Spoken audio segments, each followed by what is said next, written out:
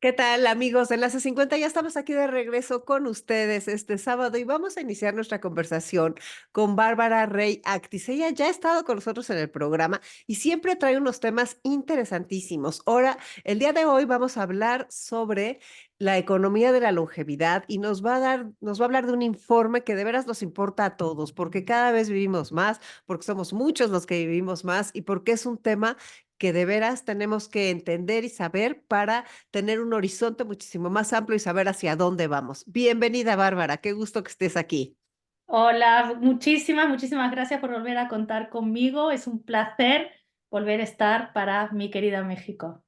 Qué bueno que estés para tu querido México. Y cuéntanos, Bárbara, preséntate ante la gente. ¿De dónde sale tu pasión por todo esto que haces y de qué manera lo haces? Bueno, mi pasión ya lleva más de 4 años haciéndose realidad. Surge un poco como consecuencia de mi trayectoria profesional, siempre en áreas de marketing, y se dio todo este bagaje que yo traía, coincidió con un máster, con un MBA que hice aquí en España, y teníamos que hacer el proyecto de final de máster, y yo propuse a mis compañeros en ese momento de hacer una propuesta de negocio para los grandes olvidados de las empresas, que eran justamente las personas mayores. Y a partir de toda la investigación y de todo lo que averiguamos para poner en marcha este trabajo final, me empezó a atrapar el tema a fecha de hoy que, bueno, que me he especializado totalmente en longevidad. Fíjate que es un tema que atrapa. Eres muy joven, pero es un tema que atrapa. Y me da mucho gusto que lo estés estudiando y con esa forma y que te hayas convertido en una asesora de marketing para muchas empresas y que además estás en continuo estudio de lo que significa la economía de la longevidad.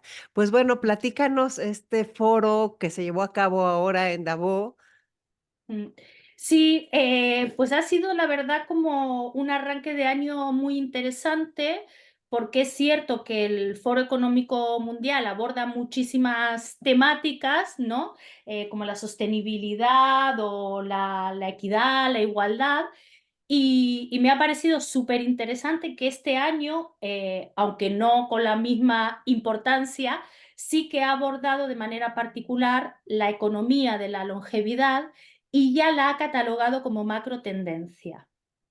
Al ver esta catalogación, yo me sentí muy identificada porque yo vengo hablando de que la longevidad es una macro tendencia, pero como tal es una macro tendencia muy última en la fila, digamos, ¿no? Porque hay otros temas en agenda más candente, ¿no? El cambio climático, la igualdad de género, que ya se han hecho su lugar como grandes macro tendencias, pero lamentablemente la economía de la longevidad, aunque está a la par por el impacto que va a tener en nuestras vidas, no está tan presente en nuestro día a día. Entonces, el Foro Económico Mundial publica este informe que para mí es de suma relevancia y que me gustaría ir desgranando un poquito contigo y con tus oyentes. Sí, por supuesto, vamos a hacerlo. Macro tendencia para que nos quede así al 100% claro. Explícanos.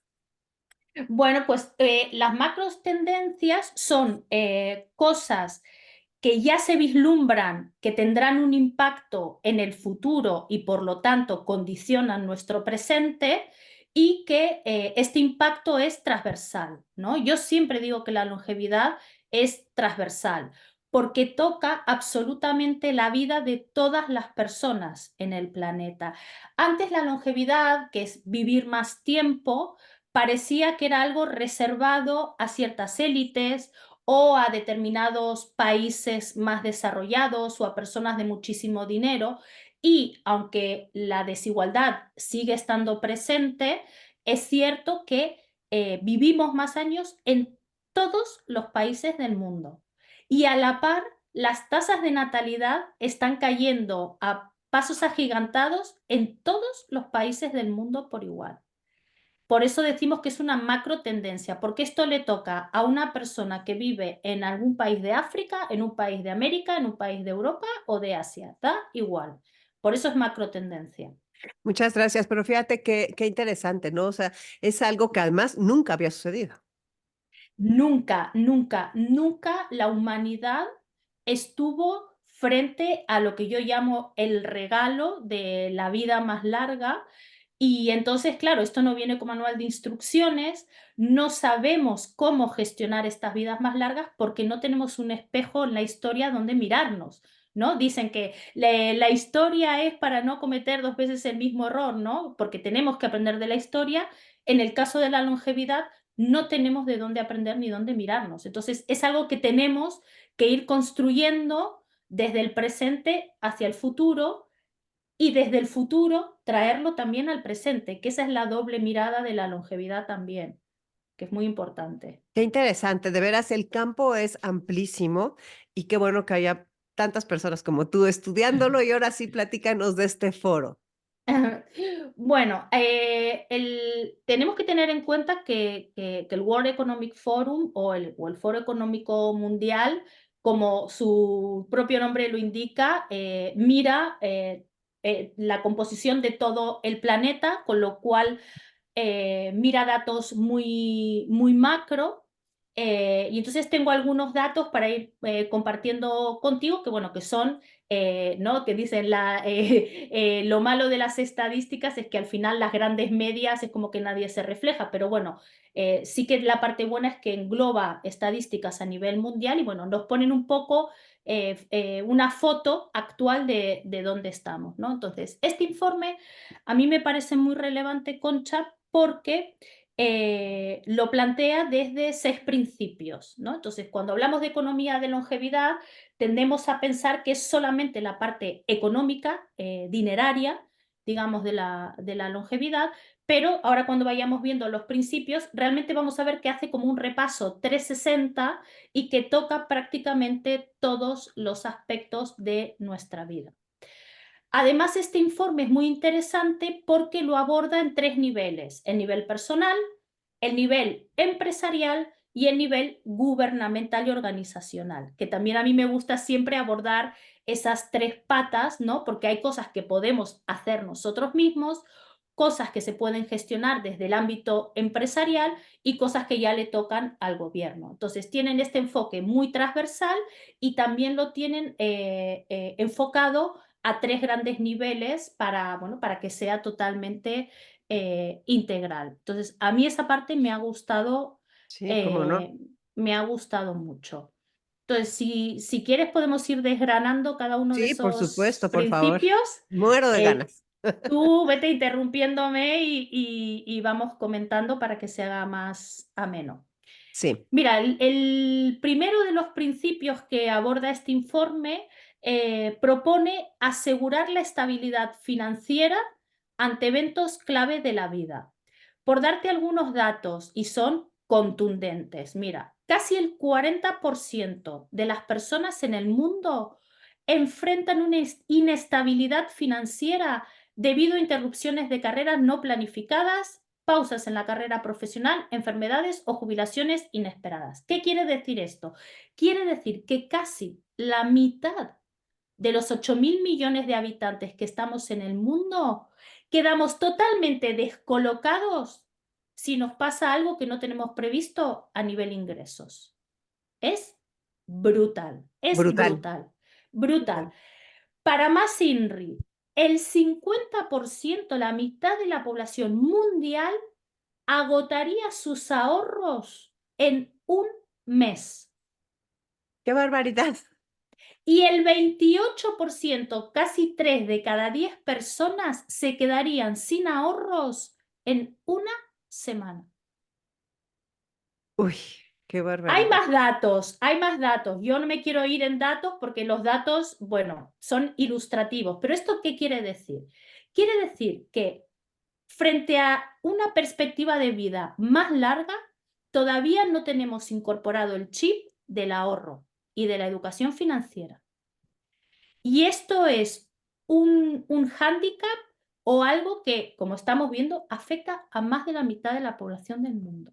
Del O mundo. bien, o bien porque no priorizamos el ahorro, o bien porque no tenemos capacidad de ahorro como seres humanos. Y esto es importantísimo desde la perspectiva que vamos a vivir más tiempo, vamos a enfrentar más transiciones porque el mercado laboral sabemos que es muy inestable y que vamos a estar entrando y saliendo del mercado laboral muchísimas veces a lo largo de nuestra larga vida y hay una complejidad en esta gestión. Entonces, si no tenemos esta planificación financiera, si no tenemos la cultura del ahorro, este 40% que estamos viendo, este 50%, con el pasar de los años va a ser todavía peor.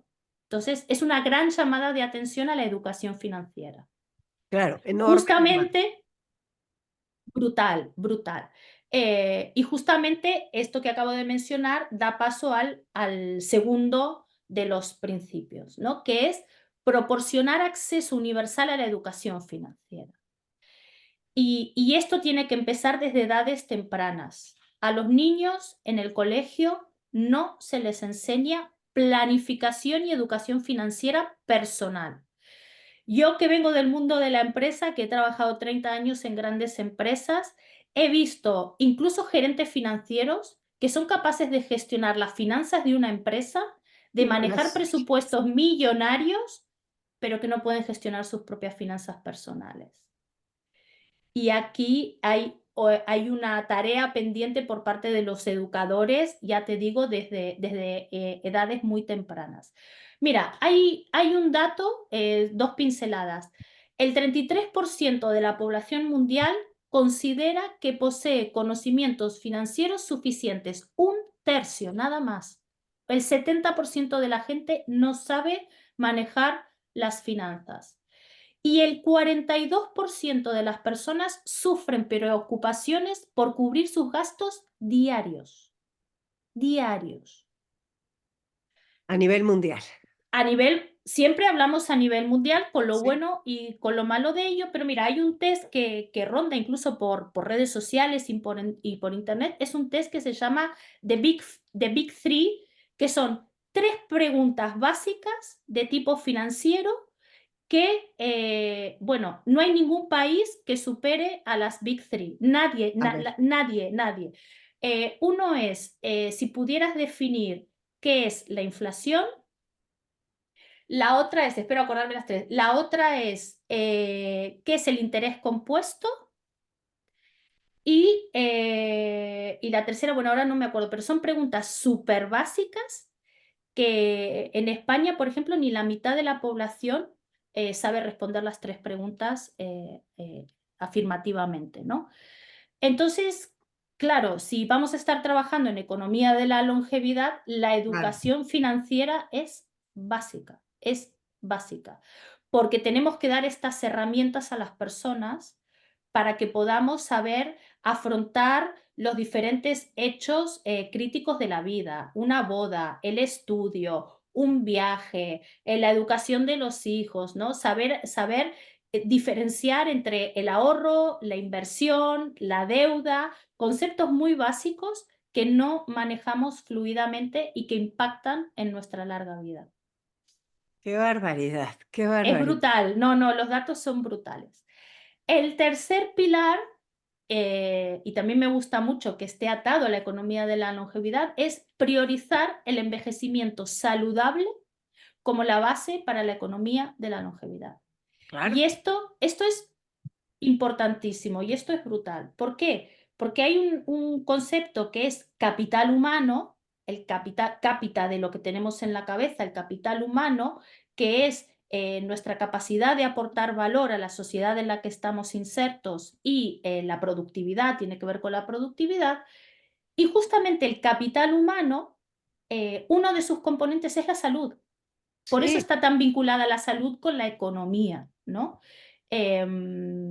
Y también porque los gastos incurridos provocados por enfermedades, bueno, descalabran nuestro presupuesto, descalabran el presupuesto de las empresas y descalabran los presupuestos de los países, ¿no? Y lo que tenemos que tener en cuenta es que aproximadamente el 20% de nuestra vida vamos a tener algún tipo de enfermedad, sobre todo enfermedades crónicas, es decir, que en el momento que las contraemos ya nos acompañan a lo largo de toda la vida. Y claro, si vamos a vivir más, ese 20% va a ser más tiempo y más Claro. años. Entonces hablamos de medicamentos, hablamos de tratamientos, hablamos de bajas laborales, de intervenciones, de dependencia, de fragilidad. Tiene un impacto muy, muy grande. Hablamos de la economía de los cuidados, que en España, Concha, en México todavía estáis más lejos, pero en España ya hay una crisis de cuidadores. Sí, por supuesto, porque por la cantidad de personas que son ahí, con Claro, personas cada mayores, vez o sea, tienen 1 de cada 5, ¿no? 1 de cada 4. Claro, cada vez hay más personas mayores, como decía al principio, cada vez hay menos gente joven. Si nosotros no nos cuidamos, los que estamos todavía antes de envejecer, si no abrazamos esta cultura del envejecimiento saludable y padecemos algún tipo de enfermedad crónica o padecemos algún tipo de dependencia, el problema es que no vamos a tener quien nos cuide. Entonces, tenemos que cuidar nuestra salud como nuestro tesoro más preciado, porque también tener salud nos permite trabajar, nos permite estar activos y nos permite seguir generando dinero nuevamente dentro del concepto de la economía de la longevidad. Tenemos la ventaja de que ahora tenemos toda la información, Bárbara. Antes era como muy difícil, pero ahora ya sabemos qué se come, qué no se come, qué ejercicio sí, la masa muscular, la parte de cuidar el balance, o sea, el equilibrio, ya sabemos todo, el sueño, la higiene del sueño, o sea, son muchas cosas que aquí en el programa afortunadamente las tratamos y las seguiremos tratando, pero somos responsables de eso porque es el primer método de ahorro es no gastar en la salud porque te Total, descuidaste. totalmente. Hay un refrán que también anda dando vueltas por ahí que dice, comer sano y comer bien es caro, y dicen, pues prueba comiendo mal. Por ¿No? Es supuesto. muchísimo, muchísimo más caro comer mal, que comer bien, ¿no? Aunque tengamos que gastar un poco más de dinero en los alimentos. Pero bueno, las pautas, tú, como bien dices, las abordas, no es el motivo de esta charla, Sí, claro. pero sí que está, incluido dentro de la economía de la longevidad, este envejecimiento saludable y el cuidado preventivo, de nuestra salud. El cuarto pilar es, la evolución y la transformación de los empleos, a la par que el desarrollo de habilidades a lo largo de la vida para promover una fuerza laboral multigeneracional.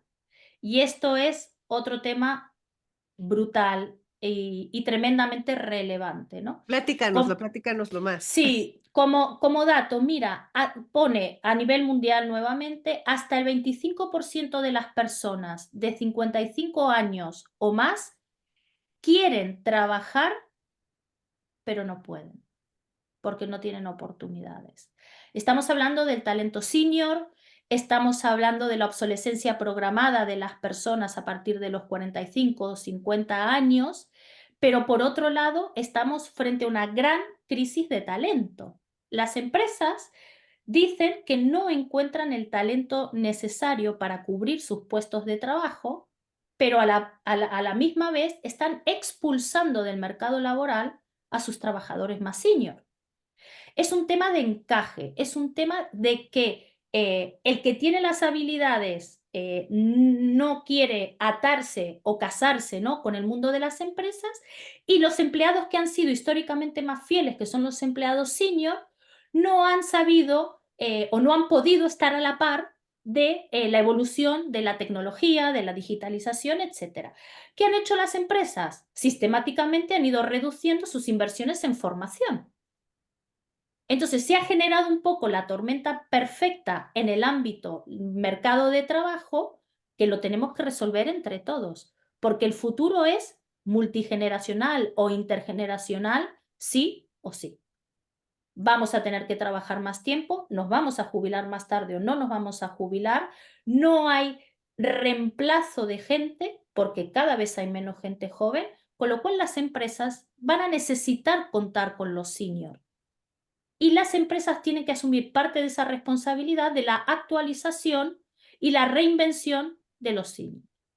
Entonces, ahí también, claro, se abre un mundo de también adaptar las ventajas, los beneficios, el poder captar ese talento, el poder retener ese talento, el poder formar ese talento, y bueno, se abren múltiples posibilidades alrededor del mercado de trabajo en un mundo más envejecido. A mí esta parte me encanta, el tema de talento senior e intergeneracionalidad en las empresas. Aparte, esa nos da una esperanza, ¿no? Muy grande, porque realmente ese, o sea, el sentido de vida, proyecto de vida, todo se recompone y se tiene que reconstruir de acuerdo a las exigencias actuales. Los modelos anteriores ya no funcionan, entonces sí tiene que ser multigeneracional y sí tenemos las personas mayores que ponernos al día, ya sea con la empresa que nos apoya o nosotros solos. Otra vez te digo, hay muchas posibilidades gratuitas en redes, en plataformas, donde decir: "Oye, a ver, me pongo las pilas y, me actualizo para poder seguir, al día". Totalmente. Yo ya sabes que soy muy de la proactividad y de lo que está en nuestras manos, y yo sí que creo que nosotros como empleados senior o como talento senior tenemos que dar ese primer paso, porque hoy ya no hay excusa para no formarse.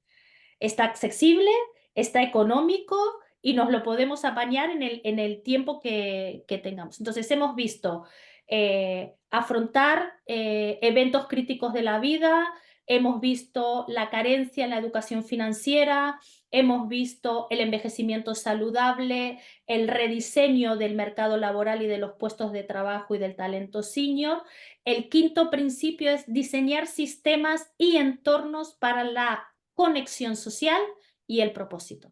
Y aquí ya empiezan a salir otras cosas que tienen que ver con la economía de la longevidad, que ya es más, no diría espiritual, pero sí que es algo más emocional, de autoconocimiento, de propósito de vida. Y hay un dato que a mí me encanta hablar de Japón, ¿no? Que es una de las sociedades más longevas, donde las personas que dicen tener un ikigai, un propósito de vida en términos japoneses, tienen un 31% menos de riesgo de desarrollar una discapacidad funcional y un 36% menos de desarrollar algún tipo de demencia. Con Wow. lo cual, esa espiritualidad, ese mundo interior, ese mundo emocional, ese sentido de la vida tiene un impacto directo en la salud, que está muy comprobado científicamente, y ya hemos visto que la salud está vinculada con la economía. Y aquí entra en juego otra gran contingencia, se llaman contingencias de la longevidad, hemos tocado el tema de la dependencia, y otra de las grandes contingencias de la longevidad tiene que ver con la soledad no deseada y el aislamiento, que tiene unos impactos brutales en la salud y en la vida de las personas. Entonces, claro, está directamente atada a la economía de la longevidad. Las personas que se sienten solas o que están solas desarrollan más enfermedades, sobre todo más enfermedades de tipo mental, eh, se dan más de baja en su trabajo, pierden las ganas de vivir, tienen más enfermedades, acuden más al sistema de salud, y esto tiene un impacto negativo en la economía de la longevidad. Entonces, la soledad es una de las grandes pandemias y de las grandes contingencias que tenemos que hacer frente.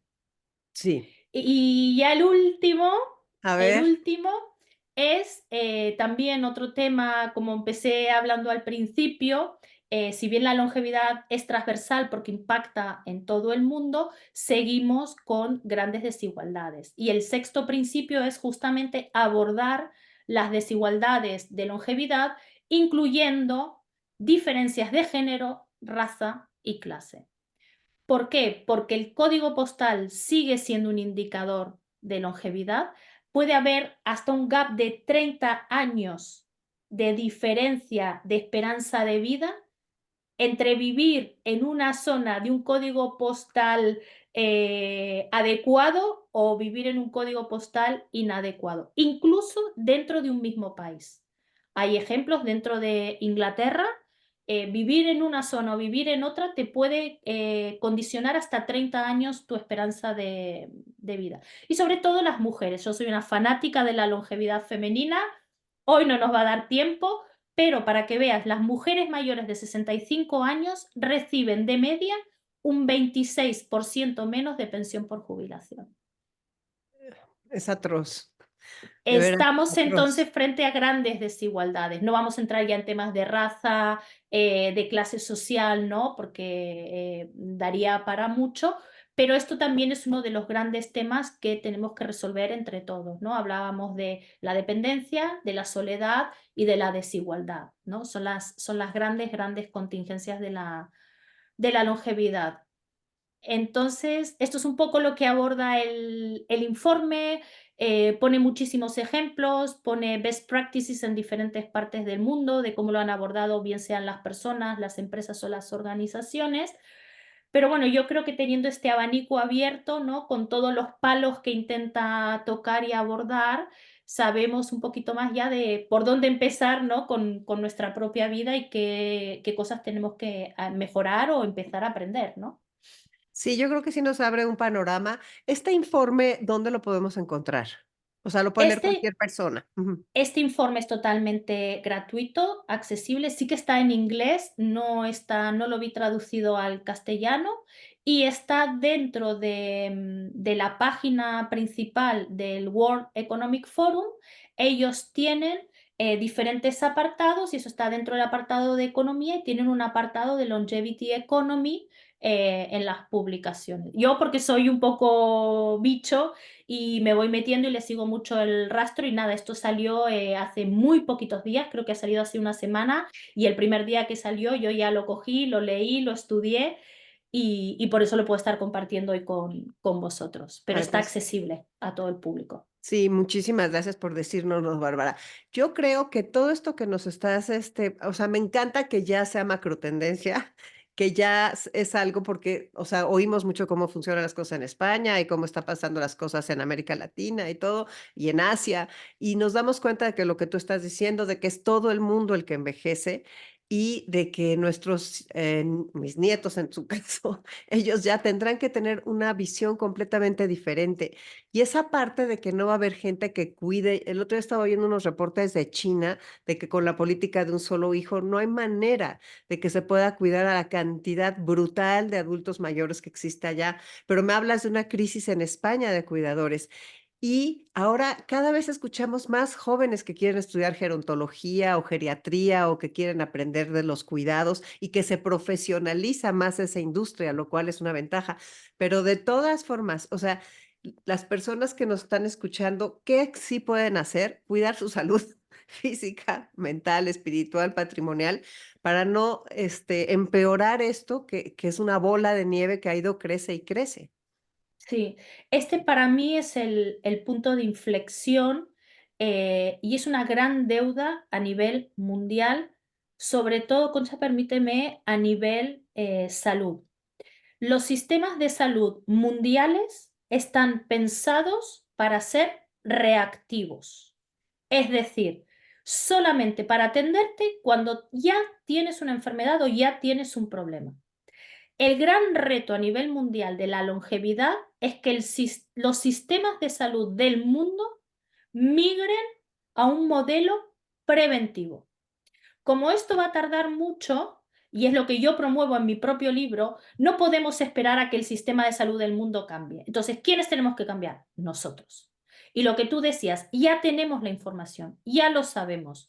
Tenemos que trabajar el autocuidado, tenemos que trabajar la prevención y tenemos que trabajar la proactividad. ¿Para qué? Para retrasar o evitar o posponer lo más posible el surgimiento, sobre todo, de enfermedades crónicas que nos lleven a dependencias y a necesidad de los cuidados. Sí, definitivamente. Y eso nunca es tarde. Yo siempre les digo aquí en el programa que no importa la edad que tengas, hay personas que a los 80 me dirían, yo ya qué, pues tú sí. O sea, tú también. Muévete, levántate. De veras, tener todos los cuidados. Platícanos un poco de tu libro, Bárbara. Bueno, mi libro, a ver, la medio buena noticia es que ya está disponible a nivel mundial para que se pueda descargar electrónicamente. Ya Gran noticia. se puede hacer una descarga electrónica muchísimo más económica que en papel. Y bueno, mi libro es un abordaje integral y transversal de la longevidad, por eso me ha gustado tanto este informe, porque digo, bien, voy por buen camino. Es un abordaje que toca aspectos de salud, toca aspectos de economía y patrimonio y toca los aspectos emocionales y de relaciones. Todo pensado para brindar herramientas concretas y al alcance de la mano de absolutamente todas las personas. No de fórmulas mágicas, no propongo tratamientos caros ni cosas que sean inaccesibles. Al contrario, sentido común, autoconocimiento, prevención, autocuidado y bueno, y un enfoque, es verdad que sí tiene un enfoque muy científico, porque todo lo que está en el libro está comprobado y validado científicamente que tiene un impacto positivo en nuestra esperanza de vida. Tu libro se llama Longevidad con sentido. Es que no Eso habíamos es. dicho el título, sí, para que las personas, puedan, tenerlo, bajarlo, Bárbara Rey Actis. Y entonces es un libro que realmente nos da, como tú dices, muchísimas herramientas. Estoy completamente de acuerdo con eso.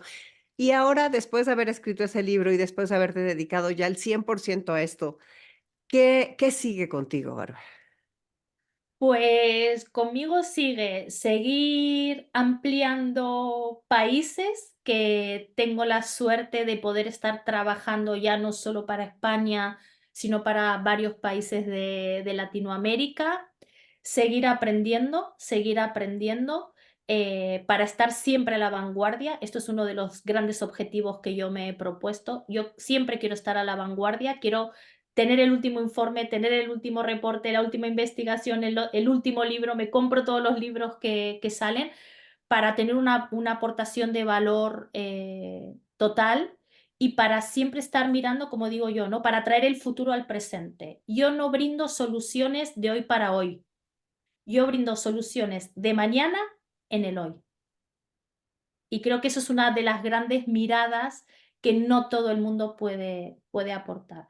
Por eso yo me salgo mucho de hablar de Silver Economy y hablo de Longevity Economy. Es que tiene muchísimo más sentido. Aparte, la economía, sí, sí, porque es una diferencia enorme. O sea, si lo pusiéramos, me gustaría que nos digas la diferencia. Yo sí la comprendo, pero ¿podrías decirnos? Es mucho Mira, más amplio el otro, o sea. claro, es mucho más amplio. A ver, la Silver Economy es verdad que tiene su nicho y que tiene su foco. La Silver Economy son todos aquellos productos y servicios dedicados para las personas mayores de hoy, que le da soluciones a los problemas que tienen las personas mayores de hoy. La longevity economy, como dices tú, es mucho más amplia, eh, abarca muchísimos más tramos de edad, porque tú puedes trabajar en la economía de la longevidad desde que son pequeñitos, lo que decíamos al principio. Desde pequeñitos tú puedes hacer programas de formación, programas de concienciación, brindar herramientas financieras, brindar herramientas de una buena nutrición y abarca todos los ámbitos, no solo productos y servicios, sino también la parte de difusión, concienciación, impacto gubernamental, impacto empresarial. Yo creo que es como una burbuja mucho más grande que la Silver.